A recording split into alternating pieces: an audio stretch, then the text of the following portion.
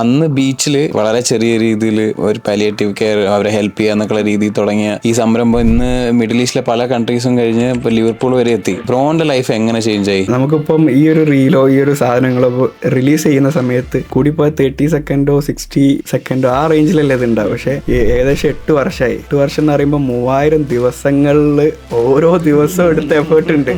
അതൊരിക്കലും നമുക്ക് ഈ ഒരു സാധനത്തിലൂടെ പറയാൻ മനസ്സിലാവില്ല. അപ്പം മെന്റലി ആണെങ്കിലും ഫിസിക്കലി ആണെങ്കിലും ഞാൻ മാത്രമല്ല, എൻ്റെ കൂടെയുള്ള ടീമും ഫാമിലിയും ഫ്രണ്ട്സും ഒക്കെ ഇതിൻ്റെ ബാക്കിൽ അനുഭവിച്ചിട്ടുണ്ട്. ഇപ്പം അന്ന് ഇക്കായസ് തുടങ്ങുന്നത് ഒരു തട്ടുകട എന്നുള്ള രീതിയിൽ ആളുകൾ കാണുന്നുണ്ടെങ്കിൽ, പക്ഷെ ഇന്ന് കാണുന്ന എല്ലാവർക്കും ഒരു അഭിമാനമായിട്ട് ഇക്കായസ് നമ്മളെ ഫാമിലിയിൽ എന്തായാലും മാറിയിട്ടുണ്ട്.